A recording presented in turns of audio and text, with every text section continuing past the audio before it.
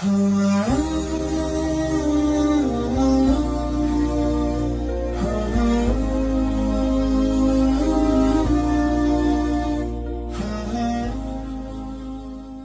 nah ini. Nah.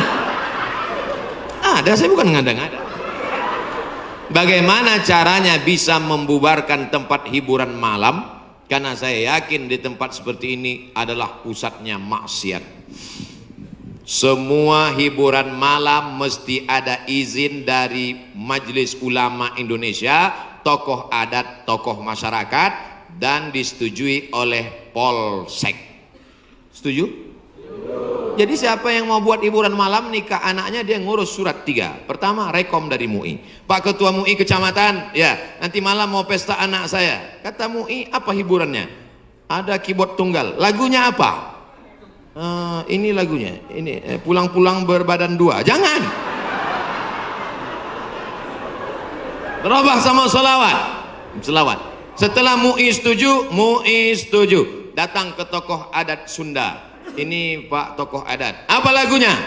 Ini lagu ya, buat satu lagu adat yang mengingatkan supaya kita tetap menjaga adat sopan santun. Oke, tambah lagu religi satu, lagu adat. Datang ke Polsek, Pak Polsek, oke setuju, jam 10 tutup. Bisa apa nggak bisa?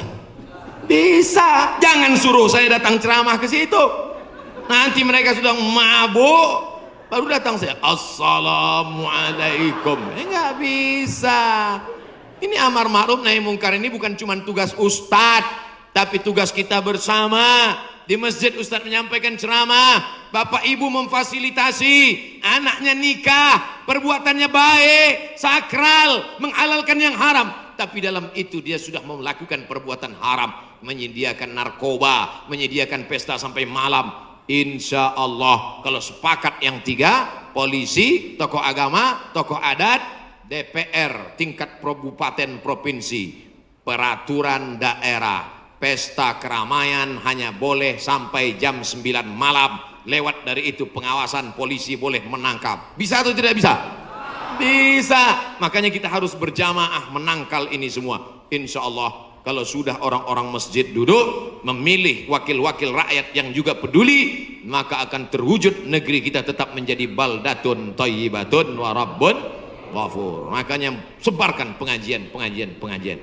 Siapapun ustadz yang datang ngaji, Ustadz Jujun Junaidi ngaji, Ustadz Abdul Somad ngaji, Ustadz ngaji, datang, duduk, diam, dengar. Ada snack, makan. Nggak ada, istighfar.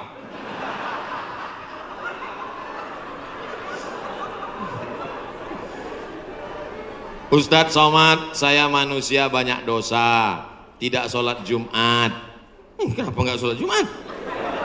Man tarakal jumu'ata salasa marratin, siapa yang nggak sholat Jumat 3 kali berturut-turut tahawunan, bukan karena sakit, bukan karena darurat, tapi karena menyepelekan panggilan Allah, taba'allahu ala qalbi, Allah mengunci pintu hatinya. Kalau sudah hati terkunci, telinga tersumbat, mata tertutup, khatamallahu ala qulubihim wa ala sam'ihim wa ala absarihim ghishawah. 3 kali sholat Jumat kau tinggalkan, Allah mengunci pintu hatimu. Siapapun yang ceramah tak akan masuk ke telingamu. Na'udzubillah. Saya ingin bertobat dan sudah menjalankan taubat, maka sholat Jumatlah engkau. Siapa yang datang hari Jumat saat yang pertama seperti berkurban seekor onta, datang pada saat yang kedua seperti berkurban seekor lembu, datang saat ketiga seperti berkurban seekor kambing, datang saat keempat seperti berkurban seekor ayam, datang saat kelima seperti berkurban sebutir telur ayam. Sekarang banyak yang datang hari Jumat, jangankan telur ayam, telur puyuh pun nggak dapat. Datangnya kapan? Ketika khotib sudah naik ke atas mimbar, jamaah Jumat yang dimuliakan Allah, baru dia datang. Udah terlambat sholat sunat lagi. Allahu Akbar. Pakai baju kaos tertulis, emang masalah buat lo. Orang kalau taubat itu malu sama dosa-dosa masa lalu, bukan bangga. Ini banyak juga orang udah taubat. Ustaz Somad, saya ini baru hijrah. Dulu semua saya minum. Semua narkotika saya pakai. Ente tobat apa sombong? Orang tobat mengenang dosa itu melelehkan air mata, nangis. Ada juga bukan bangga. Ada juga sebagian jamaah sudah tobat nangis. Ustaz, kamu menyesal minjam uang. La illallah. Kenapa hati ini masih keras Ustaz? Belum bisa nangis di saat tahajud Ustaz. Datang seorang bertanya kepada Nabi an qaswatil qalbi, hatinya keras. Apa kata Nabi? At'imil masakin wamsah ra'sal yatim. Kalau mau melembutkan hati, kasih makan fakir miskin, usap kepala anak yatim. Siap? Ngaji jangan ditunda-tunda. Pulang dari sini langsung mampir ke rumah makan, beli nasi bungkus, bawa ke panti jompo. Anak mereka sudah meninggal, hidup sebatang kara, belikan kain sarung, langsung datang. Assalamualaikum Bapak Ketua Panti Jompo. Waalaikumsalam. Berapa semua orang jompo di sini? Ada 100 orang. Saya mau makan siang sama mereka. Semuanya 2 orang aja. Kebetulan bawa nasinya cuma 2 kan. Melihat mereka nanti menyuap, menggeletar tangannya memasukkan nasi yang kau masukkan, maka disitulah hatimu akan lunak. Pergi ke rumah anak yatim, tanya, anak yatim sudah berapa bulan gak bayar uang sekolah. Lihat bajunya, dijahit, sobek. Rupanya kain sudah lapuk. Kain kelas 1 dipakai kelas 6. Belikan bajunya, senangkan hatinya. Nabi yang mengasih resep ini, an qaswatil qalbi. Azab yang paling hebat bukan miskin, azab yang paling dahsyat bukan susah. Azab di atas azab adalah hati yang keras. Wa inna minal hijarati lama yatafajjaru minhul alhar. Ada batu keras tapi masih bisa mengalirkan air.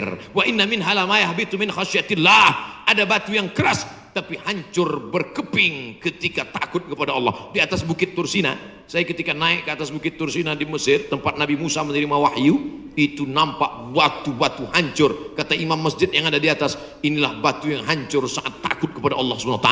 Tapi kalau sudah hati menjadi keras, maka tak akan meleleh apa-apa. Kalau ada orang tidak meleleh apa-apa, pelit, medit, bakhil, itu salah satu ciri hati yang keras. Lunakkan hati dengan banyak bersedekah. Saya kalau ikut pengajian, telinga saya tahan. Kalau ikut sholat malam, mata saya tahan. Kalau datang ke masjid, kaki saya tahan. Tapi kalau sudah keluar duit, dompet saya nggak tahan. Banyak orang ketika keluar, alhamdulillah masjid ini adalah wakaf orang-orang baik di Panyawangan, di Jawa Barat. Ternyata orang-orang Sunda, orang-orang Jawa Barat ini berwakafnya tidak tanggung-tanggung, langsung satu masjid. Mudah-mudahan akan banyak wakaf-wakaf yang lain insyaallah. Amin. Sekarang banyak juga orang berwakaf. Ustaz Somad, itu tanah saya wakafkan. Mantap. Begitu diurus di Badan Pertahanan Nasional, rupanya suratnya 5. Kenapa kau wakafkan tanah bermasalah? Karena bermasalah, itulah saya wakafkan Ustaz. Nauzubillah. Kalau hatimu masih keras juga, hadirlah di tempat penguburan jenazah. Berdirilah di tepi kubur tempat jenazah. Kubur, suruh kawan satu nyenggol dari belakang. Masuk kau ke dalam, kau sambut jenazahnya, kau pegang masuk ke lubang, terasa dingin dari bawah, sadarlah bahwa kau juga akan mati masuk ke dalam. Rumahmu yang besar tinggal, istrimu akan nikah dengan brownies. Mobilmu yang mewah akan dijual, suratnya akan berganti di kantor Samsat. Tanahmu akan diganti akte notaris. Kau hanya akan membawa 2-3 helai kain kafan, digulung macam dodol Garut. Apa yang kau bawa mati menghadap Allah SWT? Ada orang Islam mati bawa seragam, ada. Tadi saya baru dikasih jaket kulit, sayang sekali. Tapi jaket itu pun tinggal kalau kau mati, Abdul Somad. Kenapa nggak dipakai sekarang? Panas. Apa yang kau bawa mati? Kalau pernah kau usap kepala anak yatim, kalau pernah kau infak sedekah untuk masjid, itulah yang akan kekal abadi. Yang mewakafkan tanah ini sudah meninggal, tapi terang kuburnya, lapang makamnya insya Allah. Amin. Pikirkan, orang yang cerdas bukan yang IP-nya 4, orang yang cerdas bukan otaknya hebat, Al-kayyis, orang yang cerdas, mandana nafsahu, mampu menekan hawa nafsunya, wa amila lima ba'dal maut, dia beramal berpikir setelah mati. Ini banyak orang mikirnya setelah pensiun. Saya alhamdulillah Pak Ustaz udah siap nih setelah pensiun nanti. Memangnya yakin malaikat maut datang setelah pensiun? Banyak malaikat maut datang sebelum pensiun. Pikir baik-baik. Pikir itu pelita hati. Lama berpikir sakit hati.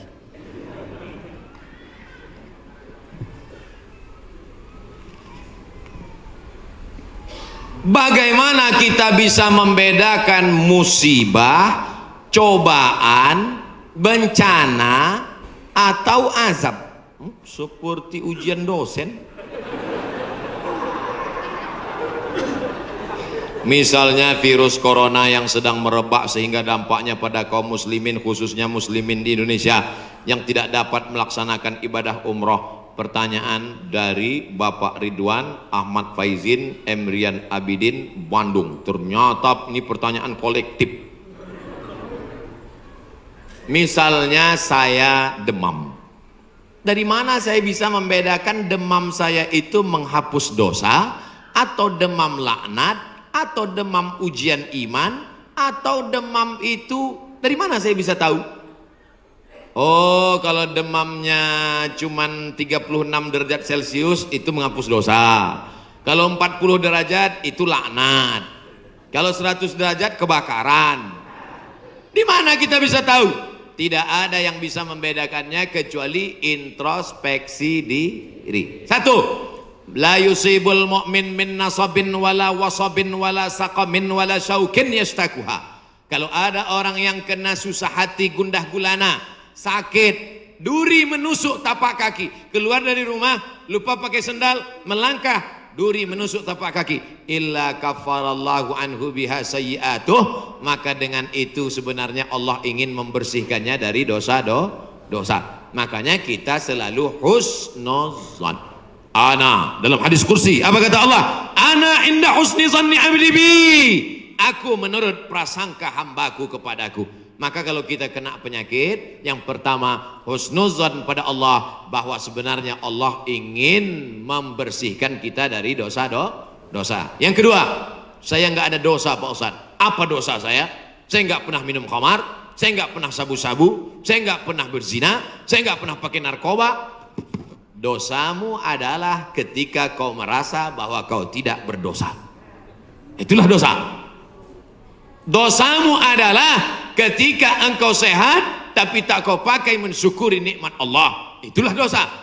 Maka siapa yang berkata saya tidak pernah silap, saya tidak pernah salah, saat itu dia sedang silap dan salah. Al-insan mahallul khata' wan nisyan. Manusia tempatnya silap, lupa dan salah. Yang kedua, ketika kita sakit, sebenarnya Allah ingin mengangkat derajat kita, karena sebetulnya amal kita tidak cukup. Kita sudah ditempatkan di tempat surga Jannatul Firdaus, tapi ketika malaikat ditanya, sudah cukupkah amalnya? Belum. Beri dia ujian supaya amalnya mencukupkan dia dengan amal sabar. Ada amal yang lebih tinggi dari tahajud, lebih hebat daripada jihad. Apa dia? Innama yuwaffas sabiruna ajrahum bighairi hisab. Amal sabar, menerima musibah, tidak caci maki, sumpah serapah. Yang ketiga, bisa jadi laknat Allah.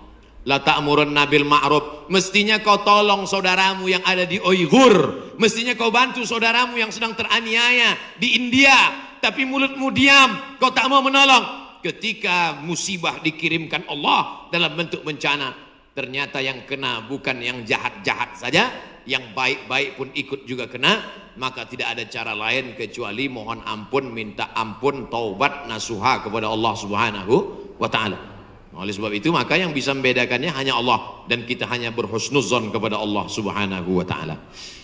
Bagaimana cara membentengi bencana yang semakin banyak akhir-akhir ini? Itulah yang udah kuceramahkan tadi.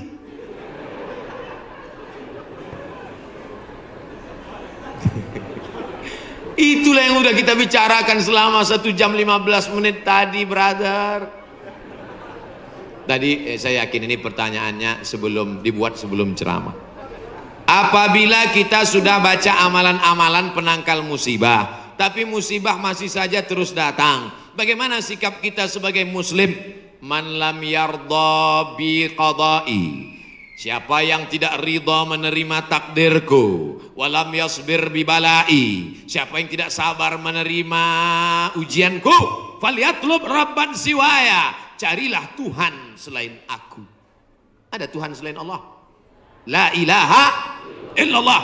Maka kita tidak ada cara lain kecuali ridha, ikhlas, terima ketetapan Allah. Makanya ketika bangun pagi apa doanya? Raditu billahi rabba, aku ridha menerima Allah sebagai Rabb. Apapun yang kau beri aku terima ya Allah. Wabil islami dina, aku ridha Islam sebagai agamaku. Apapun perintah dan larangan Islam ku amalkan. Wabi Muhammadin nabiyya wa rasula, aku ridha Muhammad sebagai rasulku. Maka kita ikut sunnah Rasulullah Muhammad sallallahu alaihi wasallam. Terjadi juga ridha. Tapi kalau terjadi karena kurang usaha, hukum sebab akibat. Sudah disimpan uang di dalam dompet, dompetnya dikunci, dompetnya dalam laci, lacinya dikunci, lacinya dalam lemari, lemarinya dikunci, lemarinya dalam kamar, kamarnya dikunci, kamarnya dalam rumah, rumahnya dikunci, rumahnya dalam komplek, kompleknya dikunci. Hilang juga.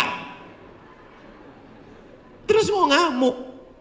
Tidak ada cara lain kecuali ridha kepada Allah. Tapi kalau punya sepeda motor nggak dikunci, malah berhenti mesinnya hidup, kuncinya diletakkan, terus sibuk beli ngobrol, beli kangkung 2 ikat, ngobrolnya 2 jam. Ketika dilihat hilang. Terus ketika hilang suaminya nanya, mana motor kita? Ridha mas. Itu bukan ridha, goblok. Mohon maaf saya keceplosan. Oleh sebab itu maka tetap ada Ahlus Sunnah wal Jamaah mengajarkan kita ada namanya al-kasbu wal ikhtiar. Bahasa kitanya namanya usaha. Kalau pemerintah menyuruh pakai masker, usaha. Jangan tidak ikut. Suruh cuci tangan sering. Sebetulnya kita nggak perlu belajar masalah cuci tangan.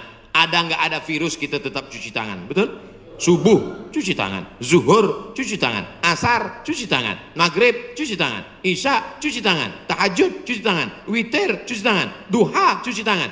Orang Islam paling sering cuci tangan. Makanya saya heran kalau sampai anak-anak kita diajarkan, mama siapkan gayung sama sabun. Untuk apa nak? Hari cuci tangan internasional. Loh, kita nggak perlu diajari cuci tangan. Nanti takutnya 20 tahun akan datang ada lagi namanya Hari Cebok Nasional. Dari 14 abad yang lalu kita sudah bersih, betul? Tidak akan ada bakteri bersarang di ujung-ujung jari kita karena kita paling sering cuci tangan. Tidak akan ada bakteri yang bersarang di ujung kuku kita karena kita paling potong kuku hari Jumat. Kalau seminggu tak akan mungkin kukunya panjang. Makanya Nabi berkata, asfaraka, kukumu kenapa panjang? Inna syaitana yaqudu ma tala minha, setan duduk di kuku yang panjang. Makanya pertama yang dijaga dalam Islam adalah kebersihan. Kuman datang, binatang dipotong. Setelah dipotong darahnya keluar karena ternyata bakteri ada di dalam darah. Setelah darahnya keluar dipotong-potong, dicuci sampai 4 kali. Ibu, saya tidak punya saudara perempuan, waktu masih kecil di rumah bantu ibu di rumah, saya disuruh cuci. Selamat cuci daging, saya cuci. Kalau ayam 2 kali, kalau kambing 4 kali. Kenapa gitu mak? Ayam kakinya 2, kambing kakinya 4. Saya nggak tahu anak kecil. Sekarang saya baru tahu. Ternyata ayam dagingnya putih, darahnya nggak banyak. 2 kali sudah bersih. Tapi kambing sekali masih merah, 2 kali masih merah, 3 kali agak pucat, 4 kali bersih. Setelah itu baru dimasukkan, dibuang airnya, disolawatkan, baru dimasak. Mereka tidak, kambing tidak dipotong, kambing matinya di stunning. Ada pistol, tapi pelurunya nggak keluar, ditahan. Itu skalanya 8, ditembakkan ke kening sapi, tembak ke kening sapi, sapinya mati, darahnya nggak keluar. Kalau sampai 8 mati, tapi kalau 7 bodoh aja. Itu sapi-sapi dari Australia yang datang ke tempat kita yang liar seperti banteng, itu ditembak otaknya skala stunning 7. Bodoh. Ibu kalau ada bapak yang liar, tembak skala itu. Mas, mama mau pergi arisan, pel lantai, mandikan anak, dan papa. Nah itu udah kena stunning. Jangan diamal. tidak dipotong, hanya stunning 8 skala, akhirnya sapi tumbang, darahnya masih dalam daging, bercampur dengan darah bakteri penyakit, dipotong-potong, diletakkan di atas api yang tidak terlalu matang, bolak-balik, nggak dicuci, darah nggak keluar, masuk ke dalam roti, dicampur, dimakan, barbecue. Habis dimakan kena penyakit medco, ko sapi, med gila, medco sapi gila. Sapi aja yang halal bisa menjadi penyakit, apalagi yang dimakan kelelawar, Batman. Maka kita disuruh kulu, makanlah. Tapi yang dimakan itu apa? Min thayyibat. Thayyib artinya baik, baik. Dulu thayyib baik-baik, sekarang thayyib nggak pulang-pulang. Mohon maaf Pak Thayyib nyantur sih.